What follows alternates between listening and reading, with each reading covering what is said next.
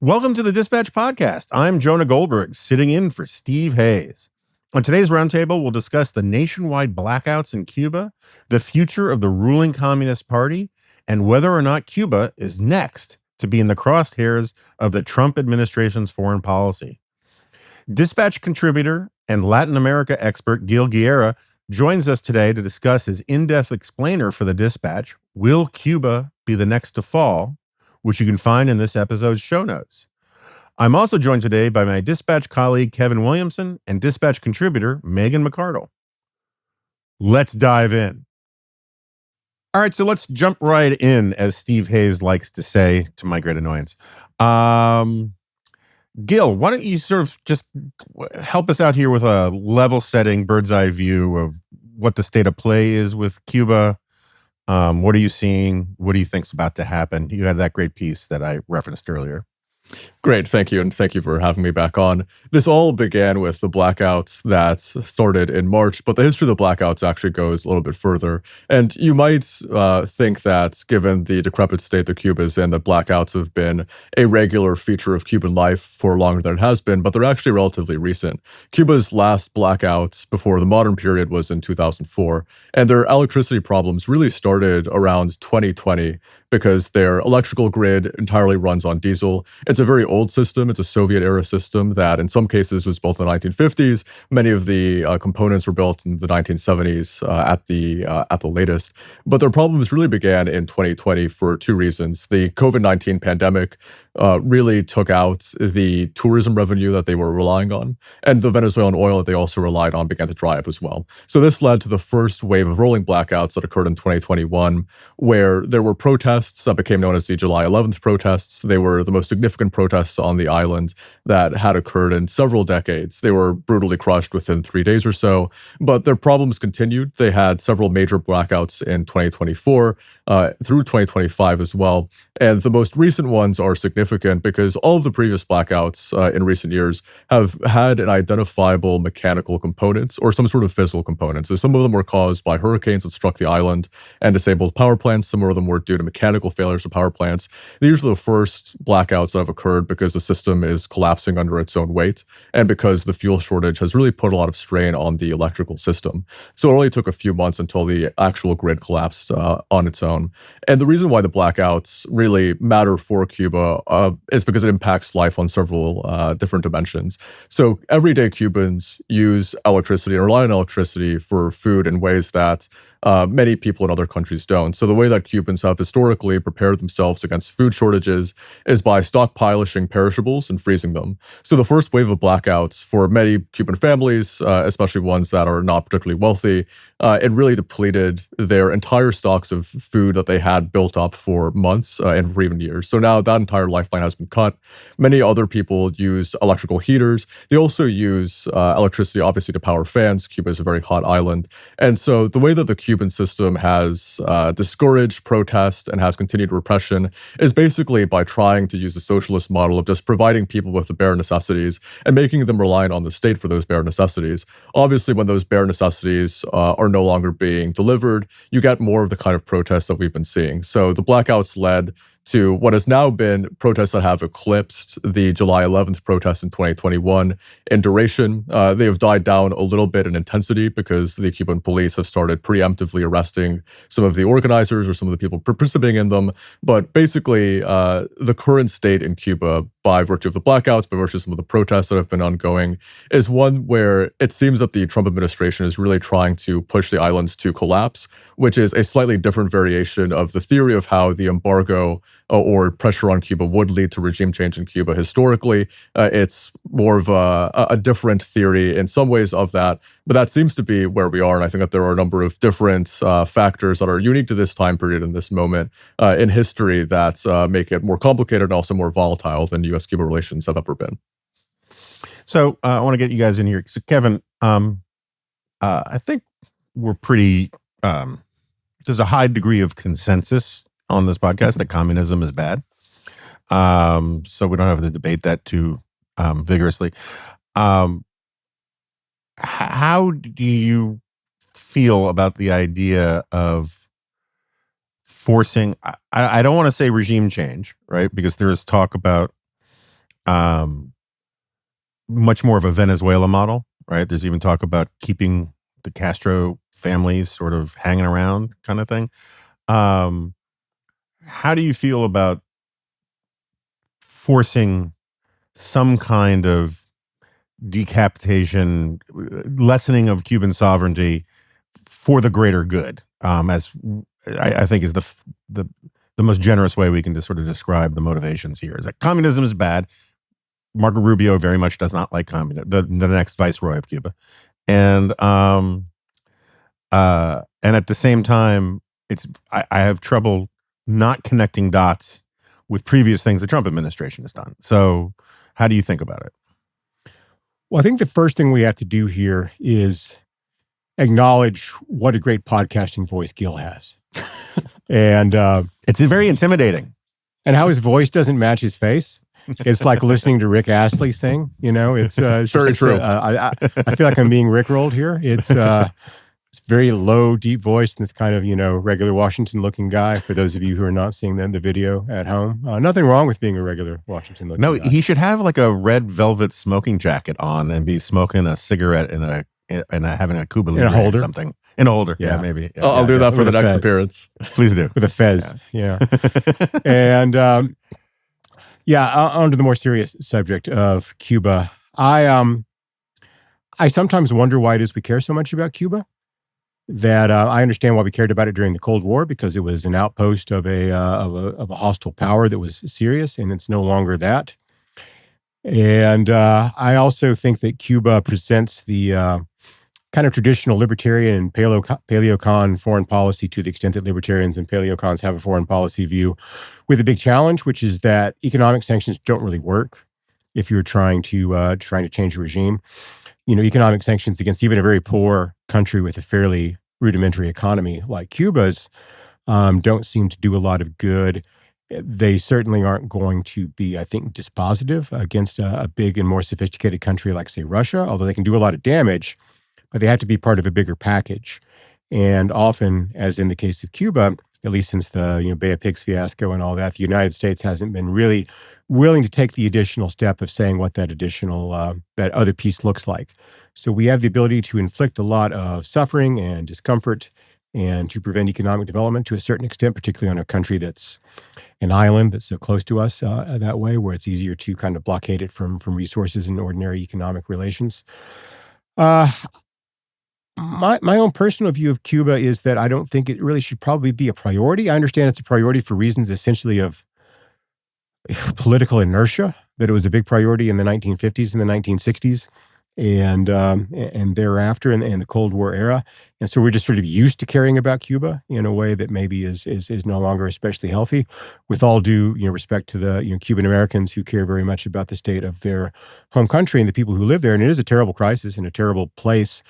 And a terribly governed place, but it's in a neighborhood of terribly governed places. I mean, should we really care a lot more about the situation in Cuba than we do about, say, Haiti or other places that are really badly governed, where life is terrible, life is miserable, and the United States probably could play a bigger role in those places than it does? And again, the Cuban reliance on imported diesel to run its electricity infrastructure is once again a reminder that it sure is nice to have a gigantic domestic energy industry. And also a reminder that we need to make investments in our power grid and refining capacity and other stuff in order to allow us to actually make use of all the oil and gas that we drag out of the ground, instead of having to send it out of the country to be refined into usable petroleum products for the most part. So yeah, it's a mess. And I understand that Marco Rubio probably will be the viceroy of Cuba on top of his other 11 jobs. Is it 11 jobs he has in the administration now, or 12 or 13? I can no longer keep count. But he gave up. He's no longer the official historian or whatever it is, the librarian of He's Congress. Not the archivist anymore, yeah. Yeah. So that's off his plate. So maybe he's got time to run Cuba. It's a mess, and I don't think it would take much for the United States to obviously knock over the government. I think that Trump will probably be more inclined to do a Delcy, as they call it now, and maybe even bring in one of the Castros or some member of the extended Castro family. I understand there are conversations already going in that direction, which would, just continue to leave things essentially in the bad situation it's been in Cuba for a long, long time. Yeah. So, Megan, I'm sure you've run into these people who will tell you that Cuba still, I mean, we can joke about Code Pink now, but like I've met plenty of people who are Code Pink adjacent who have told me, oh, you don't understand. Cuba is really just this fantastic alternative model.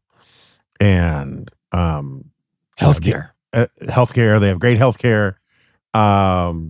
And they subsidize the arts and your poets in the streets and all this kind of stuff. And they said the only reason it's not more thriving is because of the embargo.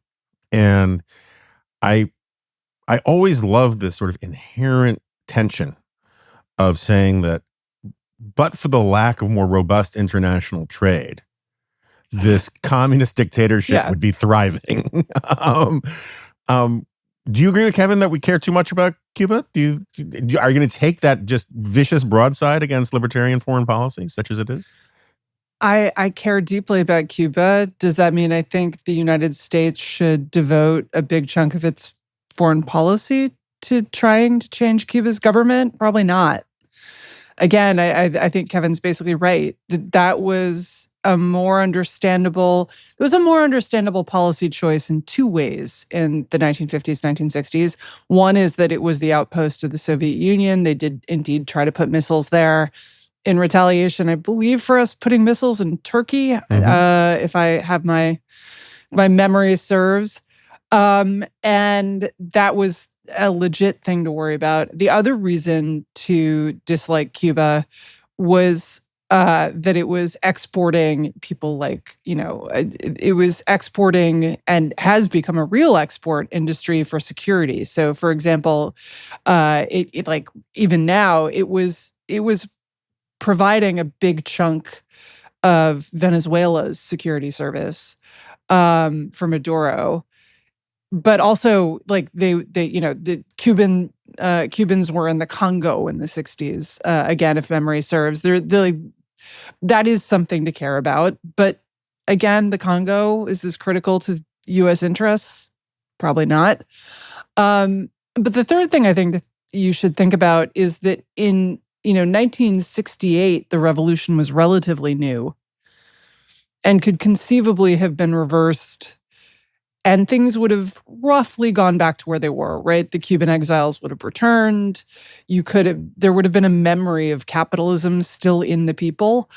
And that's not the case now. It's been a long time. And that means that should the Cuban government collapse, should the system collapse, rebuilding is going to look a lot more like Russia than it looked even like Poland, right? Poland had 40 years between the fall, between the Russians taking over and the fall of the Berlin Wall. Cuba will now have had 60 years. That's a longer time. And importantly, it is long enough for basically everyone who remembers capitalism to have died. And that means that it is just going to be incredibly hard to put together. We could end up with a worse situation on our hands that we will be partly responsible for and will have to deal with. There will be floods of refugees. There will be, right? And I think that is also something that should go into our thinking about how much we want to push Cuba into a state of collapse. If I could speak on behalf of the Cuba hawks here and make kind of an argument, I think you both raised good points. I'm not Cuban myself, but as a relatively white-looking Hispanic with right-of-center politics, I'm often mistaken for Cuban, so I consider myself Cuba passing and have a certain kind of affinity, perhaps, also after my years at AEI for the hawkish arguments here. But that's all. You could also play a young Marco Rubio in the made-for-TV movie. There you go. That's what I'm aiming for. I'll be the voiceover at least. A lot of costume changes there. Exactly. I think the arguments, the Cuba hawk case for regime change there is that Cuba's entire model since its inception, basically since 1960, has been one where it relies on an external state sponsor. And we are no longer in the Cold War. So obviously during the Cold War, that was the Soviet Union. But now it's increasingly becoming countries like Russia, but especially China. CSIS has done some great research looking at the ways in which China has already positioned spy bases and different monitoring bases in Cuba. So if, say, we just let this administration, we let the current regime stay in place, the only real thing that it has to trade on the international market basically is its proximity to the United States. And I also think that there's a similar case with Venezuela where I think we tend to imagine if we have regime change or if we do anything, there's going to be waves of refugees that come out. People are going to start leaving the island. They're going to flood our borders, make that very difficult for us. But all of the most significant waves of Cuban refugees that have come out of the island have occurred during periods where we were trying to engage with them. The Mariel boat lift was during the Carter administration when Carter was trying to engage more with Cuba. The Bolsero crisis happened in the Clinton administration when Clinton was trying to engage more with Cuba as well. So oftentimes the ways that we actually see refugee spikes, it tends to happen during these periods of engagement and not during periods where we're actually putting a lot of pressure on Cuba. And now in the region, Mexico has also taken a very strong interest in Cuba and has oftentimes conditioned things like cooperation with us on the border on our policy towards Cuba. So I think for those reasons, and primarily for the reason of China's role there, Cuba's historical role, as you mentioned, Megan, in fostering anti-American movements also throughout the region, not only in Venezuela, but also in Nicaragua, there's always a risk, I think, that as we look towards other countries that are also turning more towards the hard left in the region, whether it's Colombia or Honduras, there's always a risk that Cuba begins to also export its model there because it can use the influence it has on other countries, not only to get aid for them, but also as a leverage against the United States in future negotiations. And we just continue having this problem that we've had since the 1959 revolution, just in perpetuity for another few decades. So can I just ask, I mean, I take Megan's point. I think it's a good one about institutional cultural memory of capitalism is diminished with the existing Cuban population. At the same time, it feels like the black market is so sufficiently robust in Cuba, because it has to be, that there might be more muscle memory there than, maybe not for the formal rule of law type stuff. Yes, Megan? You wanted to interrupt me? Let me push back a little bit, because Russia also had like a weird black market, Sure, right? yeah, Especially towards the end.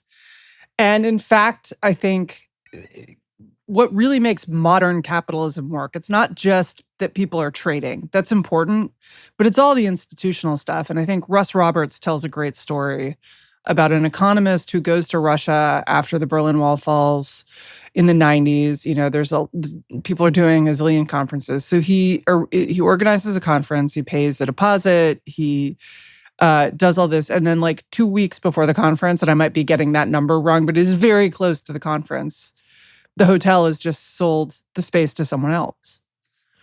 And he says, like, I've got all these people coming, you can't do this. And the guy says, well, they paid me double. What are you going to do? Sue me? Right? And here's the thing, is that in most American hotel chains, they wouldn't do that, not because they'd be afraid of getting sued. That would be annoying.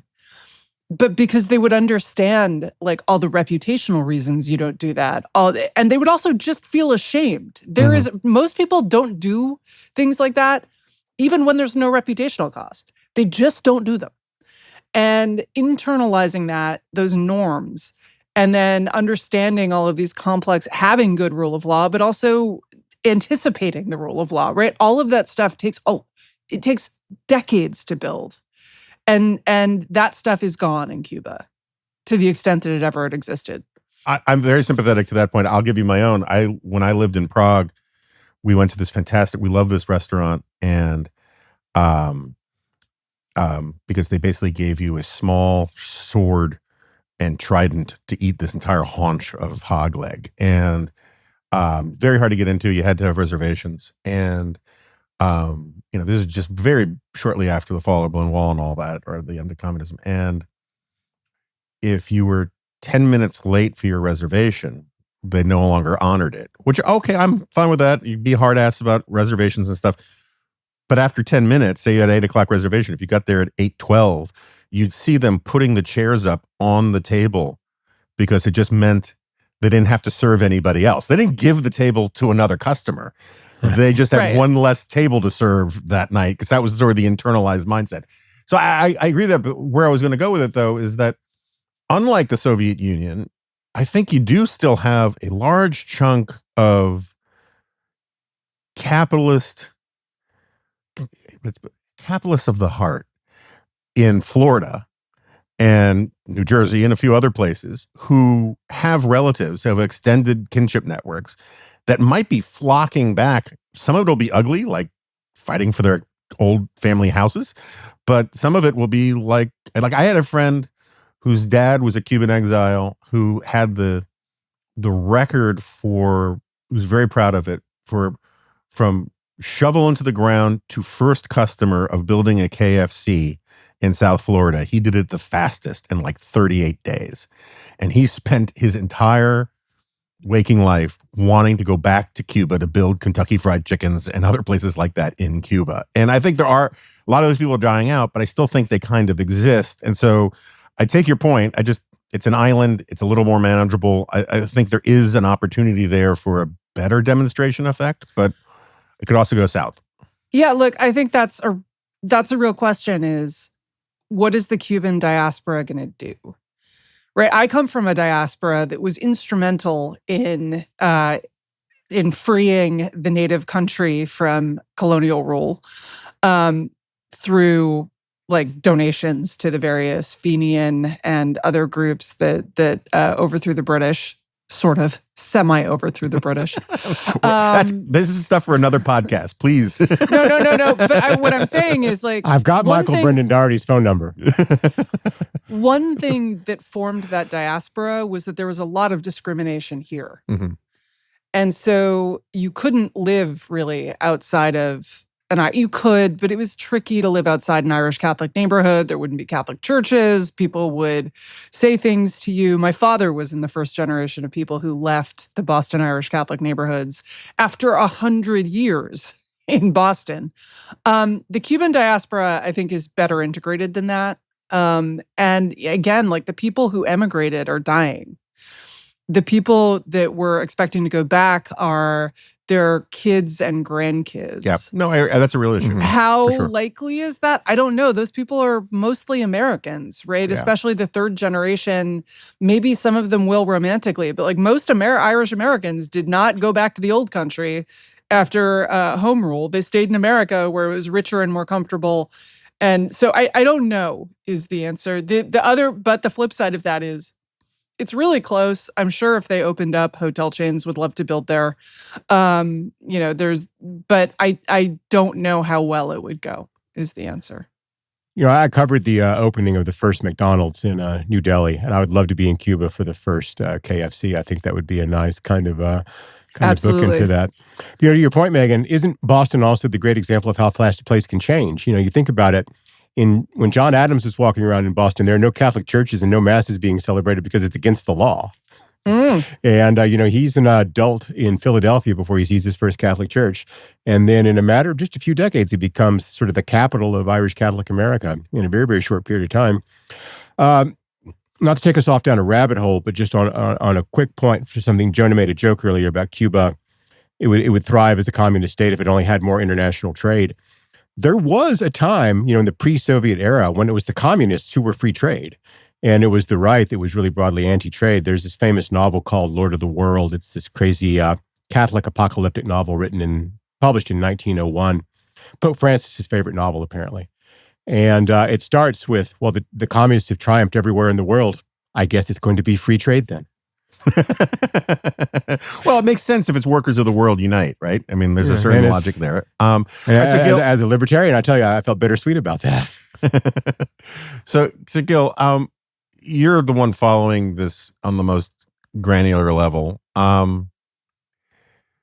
The argument about Venezuela, which we've had you on to talk about before, right?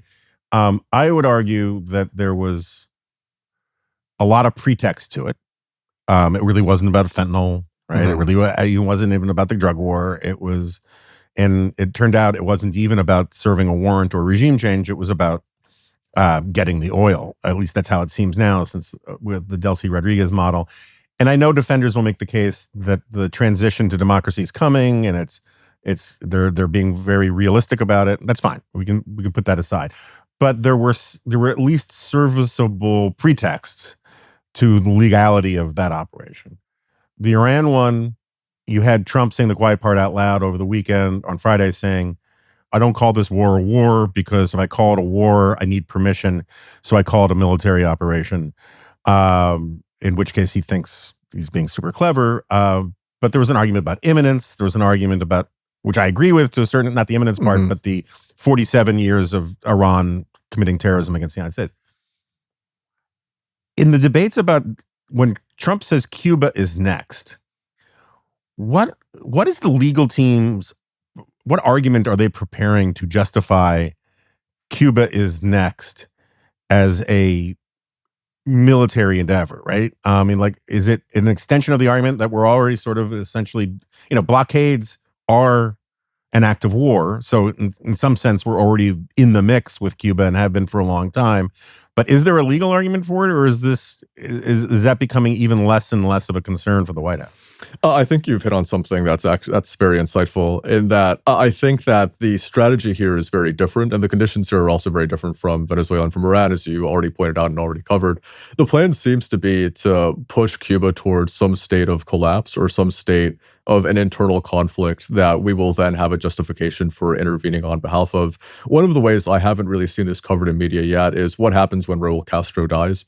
Right now, we are negotiating with one of his grandsons, and that seems to be the way that we are treating the real power in Cuba at the moment, is still through the Castro family. But Raul Castro is 92. He's basically the last vestige of that original revolution. And I think that there's a real question of who the actual power source is once he dies, especially if he dies sometime in the next few months, perhaps because the Cuban medical system has been degraded due to a lack of electricity. I imagine that there are several generals or military figures who will not want the power center to essentially be redirected to other Castro grandsons, many of whom have this image both within and outside of Cuba as being kind of foppish playboys who have been perhaps corrupted by more of a Western lifestyle. I don't think that necessarily is true. I think a lot of them are still actually ideologically tied to the Cuban regime. But I think the conditions within Cuba, because of the blackouts, potentially if there are mass protests, for example, one of the things we seem to be goading them into is trying to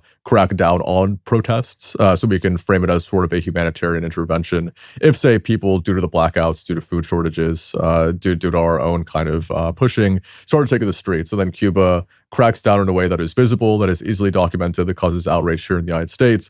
I think that's something that we saw a little bit of in Iran. Obviously, the circumstances in Iran with the protests were different, but that is why the protests so far have been allowed to continue without the kind of visible mass repression that we have. So I really think it'll be something of that nature. That is still me giving the Trump administration credit for having some sort of a pretext. It's entirely possible that there is not a pretext. In particular, I think that you could look at it even more cynically and say that this matters quite a lot for Marco Rubio, because I think everyone can tell that there's this sort of Cold War between him and J.D. Vance for the 2028 nomination. I think Rubio will be tied to what happens in Venezuela to some degree.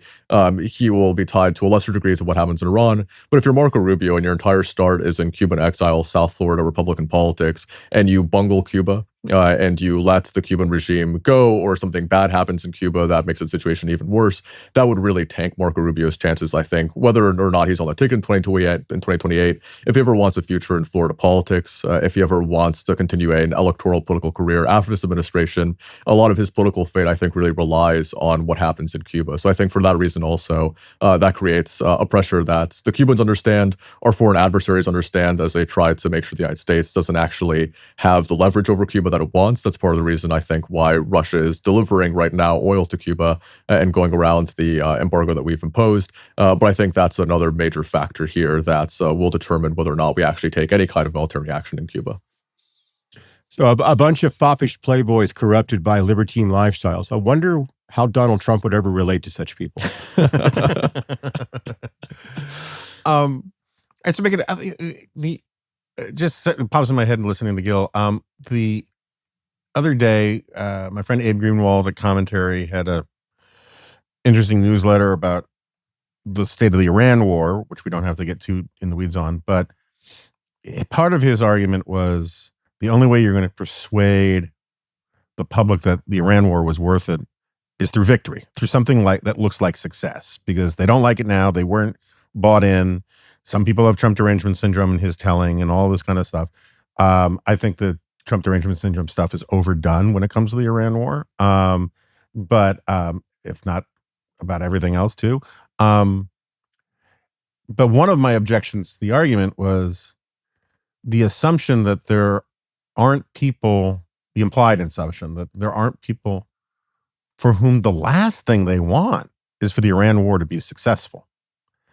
And I feel similarly about, I mean, we just saw these Code Pink warriors going to Cuba, this delegation, which there's a really wonderful old tradition in American politics of smug, rich white people going to communist countries to talk about how awesome they are. The classic of the genre is, of course, when P.J. O'Rourke took a cruise sponsored by, I believe, The Nation to Russia in 1984. And if you have not read his essay on this, it is fantastic. And I think the best line in it was, these were people who thought everything in the Soviet Union was wonderful and also brought their own toilet paper. Yes, I mean, that's a classic of the genre. And we should be clear that PJ was not a smug person who loved it, right? Yes. PJ was commenting on embedded them. among the smug. An infiltrator. But it goes back to Lincoln Steffens. I've been over to the future and it works. John Reed, Henry Wallace, you can go out a long list. These people, the last thing they want is to see KFCs and McDonald's in Cuba, right? And it would spoil all of those beautiful vintage 1950s automobiles. That's right. And the houses that have not been touched since the pre-Castro era. No updates, no repairs, no changing the facade. But the thing, that's right. The historic preservationists will be very upset by all of this. But on the one hand, I don't want to overstate it because I think that the crew that went down to Cuba is something of a vestige of a sort of a Cold War era kind of subculture. On the other hand, that crowd has disproportionate influence in progressive politics and journalism. And I'm just wondering, how do you think the left-wing base of the Democratic Party deals with the idea of not having, I mean, like, as Kevin loves to point out, Bernie Sanders' idea of what Scandinavia is basically an Epcot Center version of socialism. It doesn't actually exist there. But if you lose the sort of model of real live working socialism, is it a major psychological blow to the left? Will they just tango on and find something else? Is there a big cultural impact to that? Will they lament it simply because they don't like Trump, or will they lament it because the dream will have died? I think they will retell the story of a beautiful, successful society that was destroyed by rapacious capitalism. They will not ask themselves why it was that rapacious capitalism had the resources to destroy their beautiful pet dream, or how it managed to also destroy the Soviet Union, which is larger than America, and China, which is larger than America and had more people. But that is how they will retell it. They will be very angry. They will not revise their priors. People do. I don't want to say that. There are lots of people who revise their priors about the workability of socialism after the fall of the Soviet Union, but the people who are digging in and really believe that. So I'm going to draw a slight parallel, which is here in D.C. We have a Democratic Socialist running for mayor, and people like Matt Iglesias and me were worried about this because she doesn't seem to be grappling with the fiscal realities of a city, of a city that is struggling, that has lost federal jobs, has been suffering from remote work, and people keep coming back to me and Matt Iglesias, who has said some similar things, and saying they're just afraid it'll work. Like, no, I live here. I don't want you to wreck my city. It's not. I am really not afraid this will work. If you can make it work, great, because that will be good for my property values, and make my life more pleasant as a resident of DC. But you're not going to make it work because we don't have any money.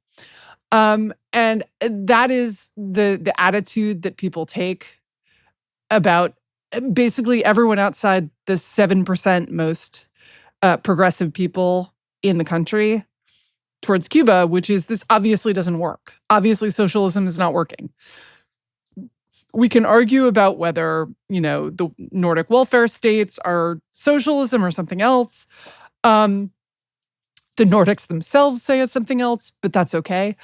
But that is the story they're going to tell themselves, is that capitalism was so terrified that this was going to work that it swept in and destroyed it just before the 60 years we put in to get to the point where it was really just on the edge of working. It's sort of like the socialism at this point is sort of like a joke I once heard a comedian tell, where he says, there's this blues musician. I've got all 13 of his albums. As far as I can tell, he's having some trouble with his woman. And I keep buying each new album thinking, this is going to be it. This is going to be the one where it works out. And nope, he's still having some trouble with his woman. And that's where we are with socialism now, but that doesn't mean anyone's going to revise their views. There is this long tradition of lefty tourism at these places, as Jonah alluded to, sort of Walter Duranty School of Journalism. But when I see Hassan Piker, who, by the way, what a great last name for this person, Piker. Absolutely. When I see him swanning around these 5-star hotels in Havana, I see Tucker Carlson in Moscow, just going on a state propaganda tour. It's not essentially just a left-wing thing. It's once you've decided that you know who your enemies are, and then you can go wherever in the world and find out whatever's wrong there and tell yourself a story about how whatever's wrong there is the fault of your enemy. So again, I know you're more of a straight up Latin America expert and do a lot of stuff with immigration and whatnot. But one of the things that I've always been sort of fascinated by was the part of the left's fascination with Cuba was this imagined notion that it was, because it was Marxist, it wasn't racist, right? Because it was Marxist, it was enlightened in all sorts of ways. And for a long time, if you looked at the leadership of Cuba, it was all ethnic Spanish white dudes running everything. And the mixed race and the black Cubans were not exactly foremost in the pictures. And as Kevin and I have talked about it in the past, people also forget that when Franco died, Fidel Castro declared a week of mourning because he was so close and so fond of Franco, who the left is convinced is, a minor demon in the demonology of the world. Anyway, it feels now when I watch TV that that a lot of white people have left. And I'm not sure that it matters in any significant way, but I'm just curious about it. Is the inequality of Cuba is pronounced? Because basically, if you're not a high-ranking communist official or someone with deep ties to the Communist Party, you have no money. So that's a situation where you will have sort of almost feudal levels of everyone has serf wages except for the nobility. But does it track ethnically that way anymore? Do you know? Just out of curiosity, I've always sort of been fascinated by this point because it mattered so much to other people that I sort of internalized it. There's a great book that I reread over the weekend. It's called Hidden Islands by Abraham Jimenez Enoa, and he himself is an Afro-Cuban. He documents the stories of everyday, people who are gay or who are from sort of marginalized identities, whether it's Afro-Cuban or others in this book. It's a fairly short read as well, and just the sort of complete indignities that they suffer there, and the ways in which, to your point, the way that Cuba has been portrayed both in international media, but particularly here in the United States, as this paradise that has kind of evolved past racism or evolved past homophobia, is just completely false, and is one where actually many of those prejudices are perhaps actually stronger in Cuba. That being said, I think that there's oftentimes fundamentally a disconnect between how we see race and ethnicity in the United States versus in Latin America, including in Cuba. So, for example, in almost any country in Latin America, except for maybe some like very rich parts of Argentina, I think I would be considered white. If I went anywhere, I've traveled throughout, whether it's Mexico or Colombia, and I'm often kind of received as being that.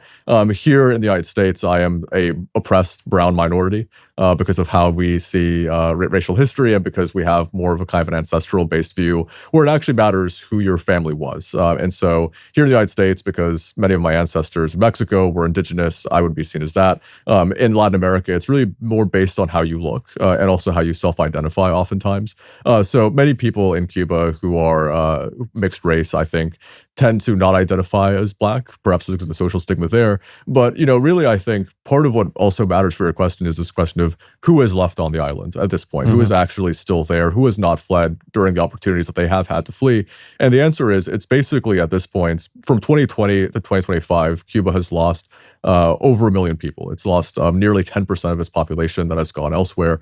The people oftentimes who are left are the people, as you mentioned, who are high-ranking communist officials, or they're people who were too young to travel at the time, or who were too old to travel at the time, or who didn't have any relatives that they were able to actually go and rejoin, whether in the United States, in Mexico, and Spain. There are people who don't have that recent immigrant ancestry where they can't get a Spanish passport. There was a lot of immigration from the Canary Islands to Cuba, for example. So a lot of people in Cuba recently have been trying to get Spanish passports or Portuguese passports, etc. So the population that is left, apart from being elderly, very elderly or very young, does tend to be, I would say, disproportionately people from Afro-Cuban backgrounds who don't have some of those same escape valves, although that's not exclusively true.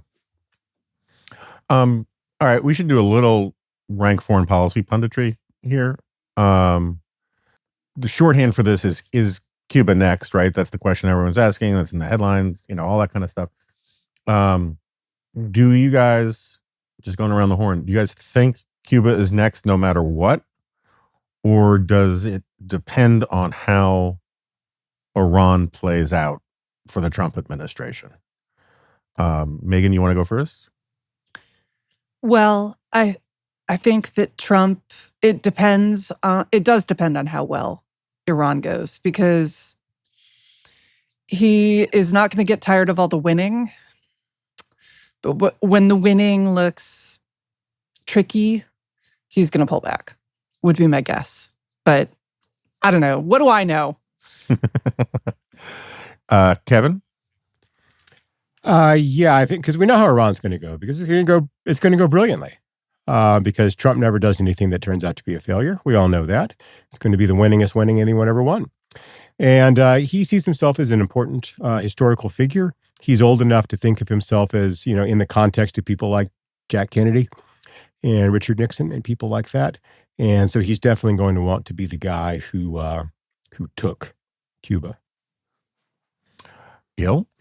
I think it will be, regardless of what happens in Iran, because if Iran is going poorly, I think that there will be a incentive to try to have something go better in Cuba. And I think that on paper, of the three, militarily occupying or changing Cuba seems to be the easiest. It's the closest to us. It has by far the smallest population, by far the worst military of the three. If Iran, in some capacity, goes in a way that he can declare a victory or declare some sort of achievement there, then I think at that point you have captured Maduro, you have declared victory in Iran, you're sort of on a hot streak, so you might as well keep going for Cuba. And I think that, as I mentioned previously, the ways that Cuba matters for Marco Rubio in particular are going to create a lot of pressure for the administration to do something significant. The real question for me is whether the Delcy model will work in Cuba. I don't think that it will, because there's not an opposition inside the country that could possibly at any point lead in the near term even to democratic elections, or they might be in Venezuela. A lot of the hardliners in Cuba are not necessarily people even that we could identify and put in the same way that we have in Venezuela. To say nothing of the fact that the Delcy model hasn't proven to have worked in Venezuela yet either. So I think that there will be even more significant complications. And I think that there will certainly be a real need in many cases or in many ways for more direct U.S. involvement in Venezuela or in Cuba, even compared to Venezuela or Iran. All right. And so one other question on this. The reaction from, speaking in broad terms, reaction from the left about the Iran war was fairly predictable. Reaction about the Venezuela operation, fairly predictable. The reaction about potentially doing this with Cuba, fairly predictable. The right's more interesting in that the reaction from, let's just call it the MAGA right and the broader right to the Venezuela thing was thumbs up. This is often America, F yeah, right? The reaction to the Iran operation got that reaction from some people from the get-go, right? Forget how it's gone for a month. Like the revealed preferences are the reaction to it on day one. And there were other people who said, this is a disaster, this is a betrayal, this is the end of Trumpism, this is this is that. We were promised no more foreign adventures, no more forever wars, yada, yada, yada. They didn't say that after Venezuela. They didn't say that the day when the Venezuela thing was announced. But they did say it about the Iran operation. Now that aspect of the Steve Bannon, Tucker Carlson, Megyn Kelly crowd has bought into the idea that they have to disagree with Trump on foreign policy stuff, will we hear these kinds of, this is an outrage about Cuba, a Cuba operation, or will they revert to the, will there be regression to the mean of politically supporting Trump because it's in our own hemisphere and spheres of influence and all the rest? Any predictions? Anybody? Kevin, you want to go first on this one? Sure, yeah. They will get upset. The right will get upset. By the way, the reaction of the right will be interesting, Jonah says. Like, testicular cancer is interesting, Jonah says. The reaction of the right to Cuba will be the MAGA right. I hate the word to say MAGA, but in the Trump people in Cuba will be the same as it was in Iran if they can tell themselves a story in which the Jews are somehow at fault. Because the one thing they care more about than loving Trump is hating Jews and blaming Jews for things. So I guess maybe there's a bunch of Jews who live in Florida and they'll tell themselves some story about it's not really the Cubans, it's really the Jews in Florida pulling the strings. Or it is Jewish Cubans, of which there were some. Yes. Mm-hmm, Matt Iglesias, I believe, is descended. I think his maybe I'm wrong about this. I mean, maybe his mother's family was Jewish and not his. I mean, Iglesias is a strange last name for a Jewish person. We'll just put it that way. Well, if we can figure out a way to blame Matt Iglesias for this, I'm all in favor of it. Gil, what do you think? Will a Cuba toppling of the Cuban regime exacerbate the splits on the right or help unify the right? Well, what I think is interesting is that there have only been a handful of polls that have directly compared how the MAGA base feels about Venezuela versus Iran. One of them was done by the Vandenberg Coalition that polls MAGA voters every month on how they feel about certain things. For their poll of how many MAGA voters supported Operation Absolute Resolve, which removed Maduro, it was 72%, I believe, or 74%. For how many supported the operation to take out the Ayatollah and in Iran, it was a bit higher. It was by about 10%. It was closer to the mid to high 80s. So on paper, interestingly enough, if you're looking, apart from the online right, influencers that we all know, the actual base seemed to assign more importance to Iran. I think because Iran seemed like more of an existential threat to the United States than Venezuela did. I think that Cuba will be, in some ways, even less important. I think that there will be a certain contingent of people who, for the sake of nostalgia or for how they grew up viewing Cuba, will still see it as being symbolically important. But I think that in many ways, I expect the propaganda or the kind of spin from the Trump administration to basically be, we've liberated created this beautiful Caribbean island, and soon we will have, the Cuba of old, where there are casinos and Americans smoking cigars, and there are, sort of parties going on. Like things will eventually, basically this serves American interests perhaps more, especially more in a way that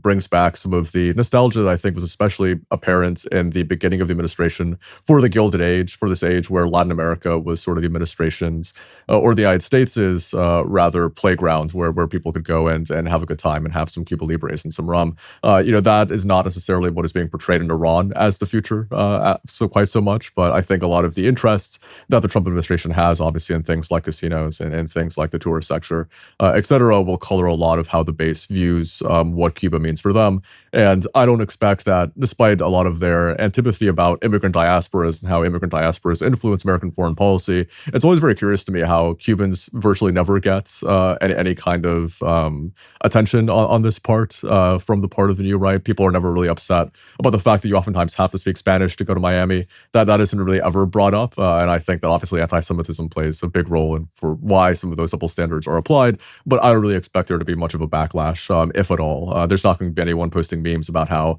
they're not going to go die for Cuba, for example, the way that we were seeing oftentimes all over Twitter after the operation in Iran. So I did a bit of a deep dive trying to think about what to write a column about. There's this guy running for railroad commissioner who at CPAC said that he wants to deport 100 million people. And it turns out that this is like a big talking point on the whack job right. And lots of people have said it. The former head of CBP said it, that the goal should have been 100 million deportees.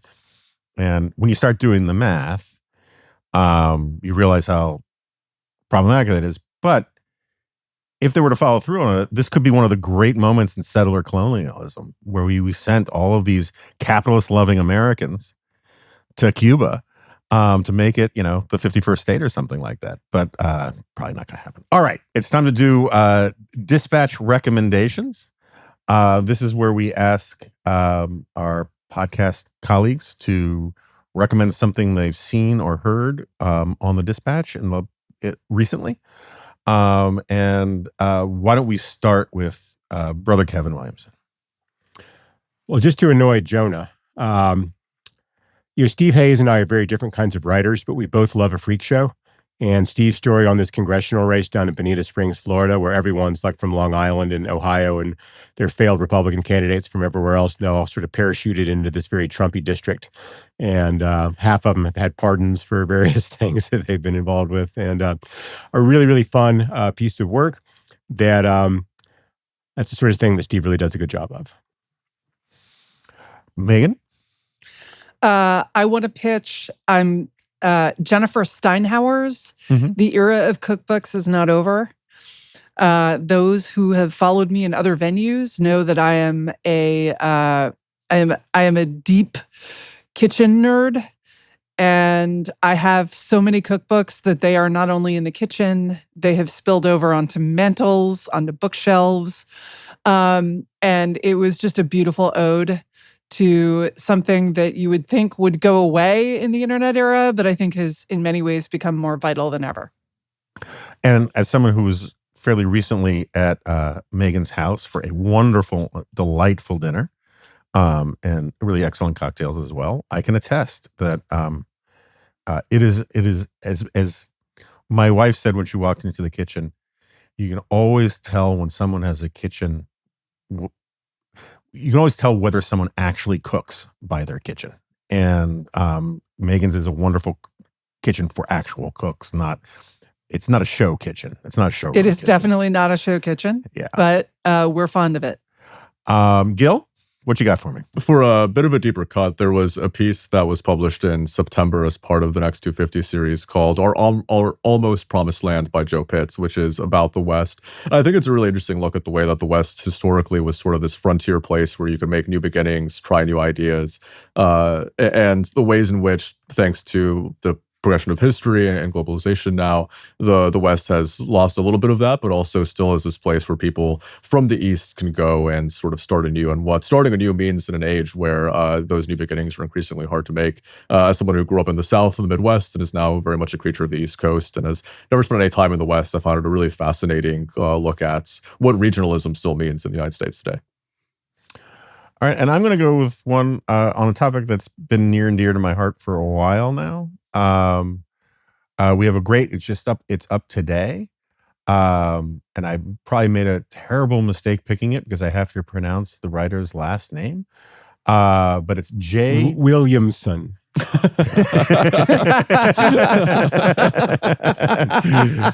Well played. Not that hard, Jonah. Come on. It's J. Sofokalyan, and it's on the institutional right. I'm sorry, the institutional rot of the right's youth politics. This is something that I've been worried about for a very long time. I find that all the people who wanted the right youth movement to organize and to be self-consciously a youth movement, we're storing up trouble in the future because youth politics sucks. And it doesn't just suck for the left, it sucks for the right. And we now have a really poisonous form of trolly, racist, anti-Semitic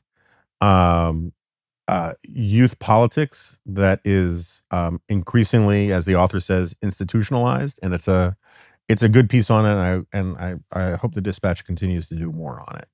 And with that, we're going to move to Not Worth Your Time. Melania Trump walked out recently with a robot, and it when you just look at the still shot of it, it looks a bit like it's the basic Promacoat robot and then the one with the skin suit as they're coming out. But that was in fact not the point. You cannot yet buy a Melania bot. It was part of her effort to push the idea that robots can become companions for kids and that artificial intelligence can someday soon tutor our youth in art and philosophy. Is this an idea that's worth our time? Is it an idea that is unavoidable, Megan? It is an idea that's worth our time because we're going to have to grapple with these problems. This turned out to be an especially prescient not worth your time because I have now spent the weekend being the main character on Twitter after having said that I use AI for things like, finding me stuff to read. And none of the things that I mentioned were things that, they were all things that writers use humans to do.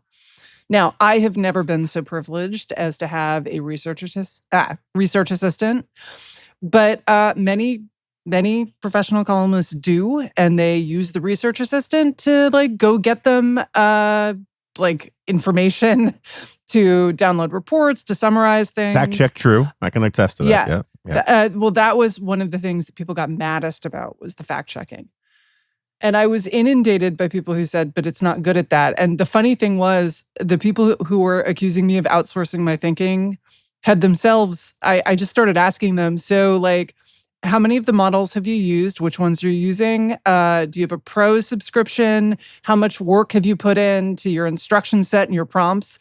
And they all immediately were like, no, you look at this article from 2 years ago. And it was clear they'd outsourced their thinking to other people who told them it's a stochastic parrot and it's useless. All that. So I think it's a really useful tool, but the hard problem, and I think the legit critique here, I've been doing this for 25 years. I have a lot of domain knowledge. I have internalized ethics. And I have a sense of how to use it so that it is not replacing my thinking. It is speeding real grunt work, right? Mm-hmm. You can now use Claude. You just say, Claude, I want you to go to the DC's janky website, the DC government's janky website. I want you to download 20 years of budget reports. And then I want you to take this table. But I thought you were trying to use examples of things you use it for work. I mean, that's what you do in your free time, right? Right. Well, I mean, look, we all got to have some fun too. And the number of people who got mad at me, for example, for saying I used it to format my podcast scripts, and I will make a list of questions and then I will say, can you, put headings on these things and put them, put numbers. Right. And people were like, this is an essential part of journalistic work. And I'm sorry, at the moment where you are telling me that typing headings and choosing fonts is part of my essential work that dare not be outsourced, lest I lose my core abilities. We've just now entered into ridiculous land. But the thing is, how do you get to that point? So first of all, I am an obsessive writer. I did this for free for 5 years before I ever got paid for it, right? Not everyone feels that way. So some people are going to want to take shortcuts. And then how do they build the skills? But also, if I don't need an intern, now I don't have an intern. I've never had an intern. But again, other people do. And if we don't need those people to do that grunt work, which is part of how they are socialized into our profession, how they learn to do things, how do we get people to the point where AI is a really useful auxiliary? I think that's a really hard question. And I think that goes directly to the question in education, which is there are ways in which I can imagine it being a really good tutor. But if I think of kids using it as that versus kids using it to cheat, I'm looking back on my own childhood, going to imagine most kids using it in the easiest way. And I will also say that in general, having good ed tech is not just about the technology. It's about how the school districts implement it. There was a guy who recently went viral on Twitter complaining about how his child had been sat down in front of this terrible, he's an engineer, he's married to an engineer, and his kid hated math because it turned out that the kid was being sat in front of software where the software would read the question aloud, and then he would have to wait, and then he could click in a box, and then he would wait. And there was no way to stop the part where you have to be read to. And it was totally stupid. But Matt Iglesias, going back to that, closing that loop, came back and said, my kid uses it and it seems to be fine, but his school district is using it just for assessment. And so, while I can theorize an AI tutor that will be good at this, and I think some kids will have one, I worry that most kids will have something that makes things worse rather than better. Gil? I think Megan's spot on about using it for things that don't replace thinking. I'll just add 2 anecdotal examples from my time working with young people, because before I was in think tank research, I was in academic programs at the American Enterprise Institute. And one of the real drop-offs that I've seen in reviewing internship applications, whether it's for the Niskanen Center, whether it was for AEI, whether it's for a volunteer program that I helped run for young professionals in foreign policy, the first really big decline I saw in quality of cover letters and of interviews that I was conducting came after COVID-19, when education went online and when people started learning virtually. The second one came after what I would say was widespread adoption of ChatGPT, at which point, at various times, in people who I spoke to for various programs and interviewed for various programs, it was very apparent to me that some of them, even the ones who made it to the interview stage, had used AI to write their cover letters. And part of the reason that I knew was that when I would ask them questions about things that were on their resumes or their cover letters, they seemed to have no idea what I was talking about because they hadn't actually written them or read them. I've had various instances in the past year where when I'm introduced at events, the person introducing me has an AI hallucination. For example, in my bio, I've been given a book I did not write. For example, I haven't read any books. I've been given a doctorate. I don't have a doctorate. I've been given the wrong undergraduate institution, etc. So I think that there are a lot of risks with using it to actually replace human thinking, with actually using it to replace things that you actually need to verify and check for yourself. But I do agree with Megan, and I myself use Claude, for example, to do a lot of finding new sources. But the trick is you have to actually read the sources yourself once the AI finds them. Absolutely. You have to and that, I know that's what you were saying, and that's what you were saying. So I agree with you entirely there. But that's very much the way that I use it, and I agree also with Megan that I think that it requires a level of discipline. It requires a level of knowing how to do that. That is much easier to do when you grew up not really having the option to use AI beforehand. And I do worry about kids having the discipline, or busy parents or busy teachers having the incentives to actually force kids to use those kinds of methods instead of kids just taking the easiest way out because they don't know any better or because they haven't actually developed kind of the discipline to do that themselves. Kevin, are you going to tutor your kids with AI? Let them learn Plato's Republic from Claude?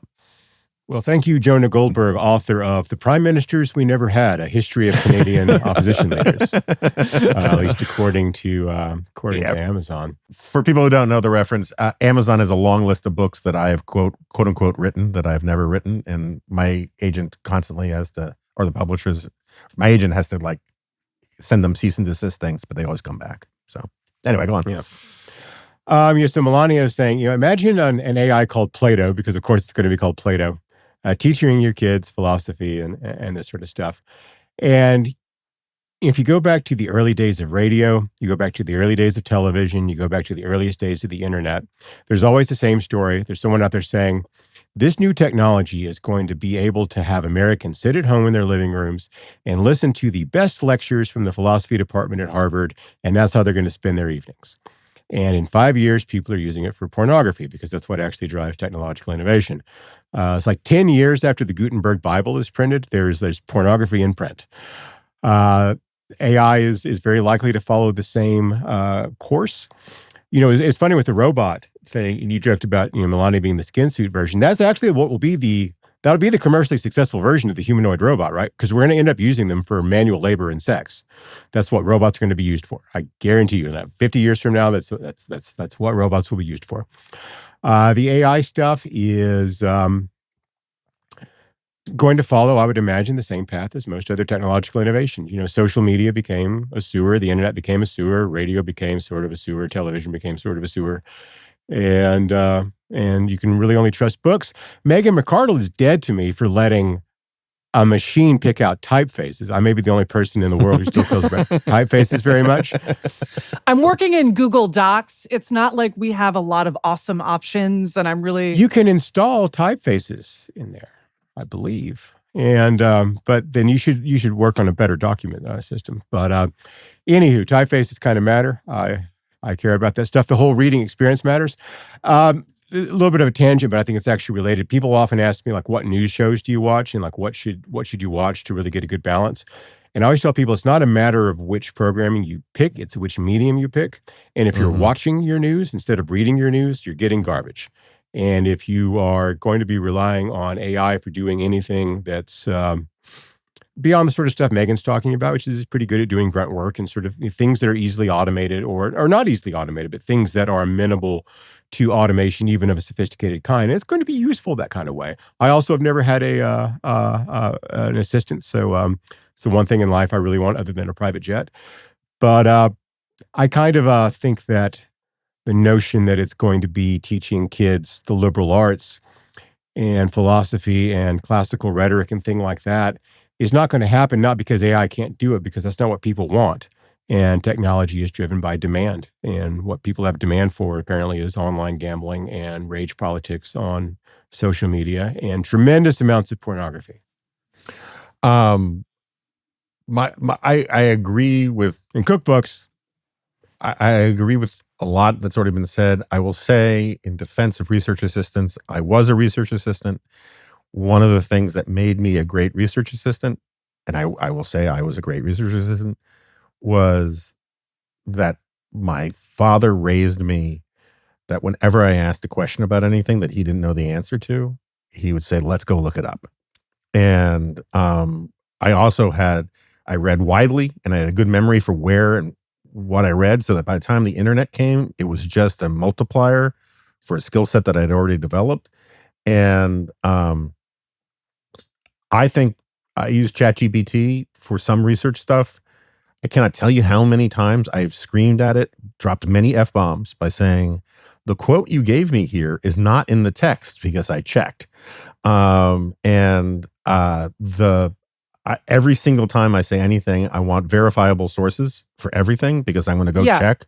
So it's better than Google for searching for stuff, because it can constrain, if you prompt it the right way, to better sources for you to read yourself. Yep. And that's great. And I will defend that, and I do think it's coming for the RA slots, which I think is very sad, because some of those jobs are the best entry-level jobs into a thinking life, is, and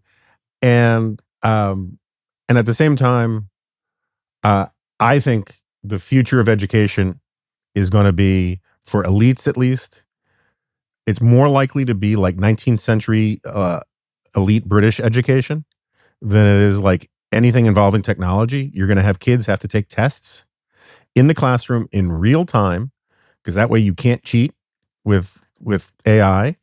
and they're going to be in environments where their access to technology is restrained or constrained for large swaths of their educational days or years, precisely so that the kids can build up those muscle memories.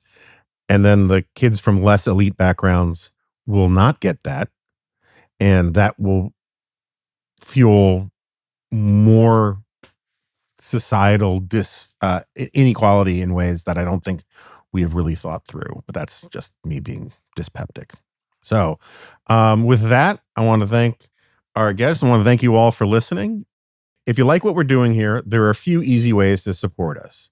The easiest is you can rate, review, and subscribe to the show on your podcast player of choice to help new listeners find us.